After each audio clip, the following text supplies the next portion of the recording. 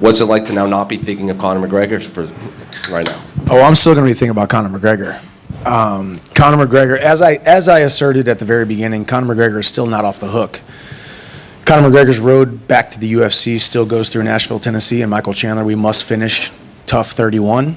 It has to happen. We're at the same weight class. It was too long of a build-up for it not to happen, but as I kind of laid out in my YouTube video that I already filmed an instant reaction. I've known this for 4 weeks, but I'm a consummate professional, so nothing is ever going to leak. My lips are sealed. No matter how much media reaches out to me, no matter how much people want to reach out to me, I do things by the book. But the first 25 months that I was signed with the organization, fight of the night after fight of the night, fighting everybody, fighting for the title. That's what I do. I'm an active guy. I'm constantly in shape. I'm constantly training. So it was time for me. It was time for me to make a pivot, only because of the timeline. And you guys can ask Dana how long the timeline was going to be until Conor actually comes back. But it was too long for me. I'm not waiting around. We had a fight booked January 29th. He pulls out of the fight. Immediately, we start looking at other options. I almost was going to fight tonight here. It was offered to Max. I respect Max because Max is a champion. Max is going to go beat Ilya Topuria, I believe. Other options were on the table, but here we are. Now I'm fighting Charles, #1 contender fight. And I've always wanted to chase the title. That's always been my goal. I beat Charles. And then if Conor can get his house in order finally, then he and I can finish that. If not, I'll go beat Islam. There's a lot to unpack there, so I guess I'll start. Did you approach the UFC, or did they approach you about possibly not fighting Conor? I don't know. I mean, there's been a lot of talks. I mean, that was the one thing when everybody was constantly saying, hey, why is Chandler sticking around? Why is Chandler waiting around? This guy's never coming back. I had so much more assurances behind the scenes than any of you guys know, than any of the fighters know, than any of the fans know. Constantly in contact with Dana and Hunter at all times.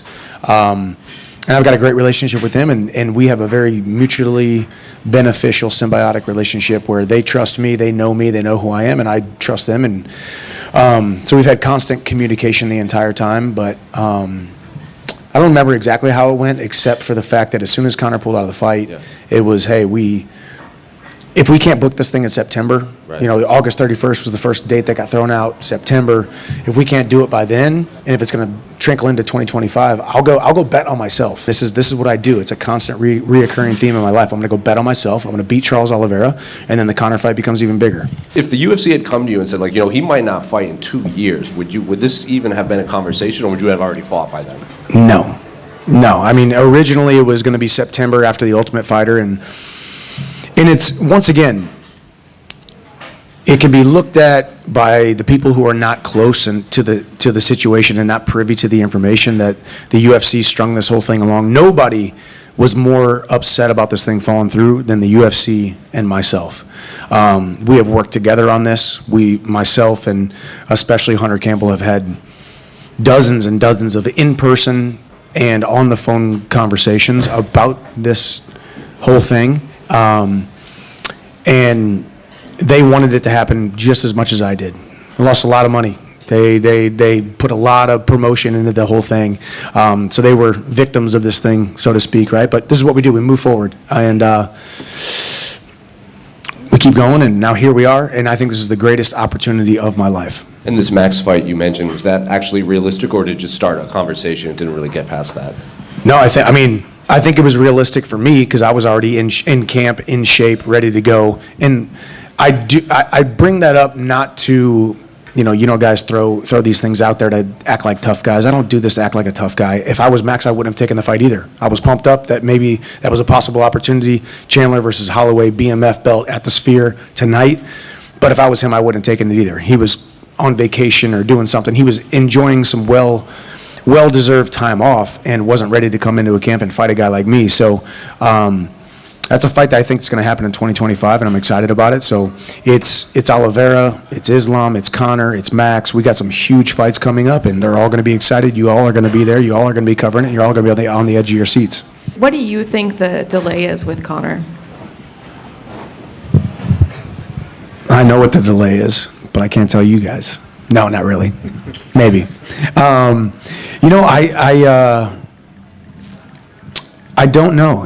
It's the one thing. I mean, everybody, and see, the funny thing about me is I've always given my opponents a ton of respect, right? I think you guys have felt that, you guys have seen that. Maybe probably too much, because we're all supposed to be tough guys and hate each other and act like a bunch of pugilist idiots, but that's not me. I respect a man who leaves his family and becomes a different human being for 12 weeks at a time to do what we do.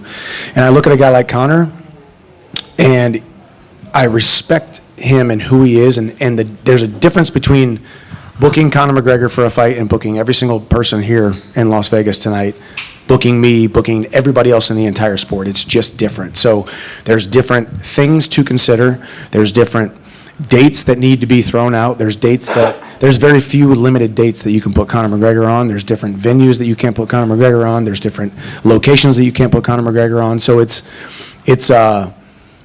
bigger, and there's a lot more layers. So I can't speak to why it's not happening, but either way, I love the fight against Conor. I will fight Conor in 2025, but right now we're going to pivot and we're going to beat Charles.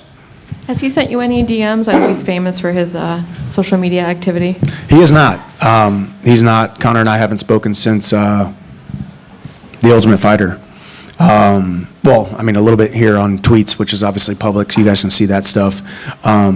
No, I mean, I think he's doing his thing. I'm doing my thing. I've always just done my thing. I got a job to do. My job is to train every single day, serve my family, and work on my businesses and try to be the best human I can be, and that's what I'm trying to do. Michael, is part of you pissed off at Conor? No, man. I mean, I'm not going to let another man control my emotions and let another man control my life. Over the last year and a half, it's been an ebb and flow and an up and down of craziness. You guys see the way he lives his life. You guys see the tweets. You guys see the media machine, the constant attention that Conor McGregor is. And me being the guy on the other side, who I'm just a quieter guy by nature when it comes to not trying to put myself in the headlines nonstop and not trying to be a part of the conversation all the time. I'm not mad at him at all. I wish Conor the best. He has earned every right to be in the position that he is. He has earned every right to do what he wants to do, operate the way that he wants to operate. But like I said, his road back to the UFC goes through Nashville, Tennessee, and Michael Chandler. That's it. Have you lost any respect for him? No. I mean, I think he's exactly who we think he is, right?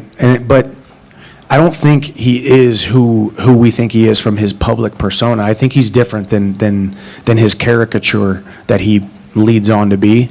I think he's romantic about the sport. I think he is very grateful for the sport of mixed martial arts. He would not be anything without the sport of mixed martial arts. He would be nothing without the UFC. I think he knows that. He doesn't say it publicly because he's constantly watches and boats and all that stuff, but he's romantic about the sport. He loves the sport. He loves these arenas. We got 6 TVs in here right now. This beautiful event in Las Vegas, Nevada. These men and women pouring their hearts out. He wants that. He needs that, and he will come back to the UFC. And he's going to fight me.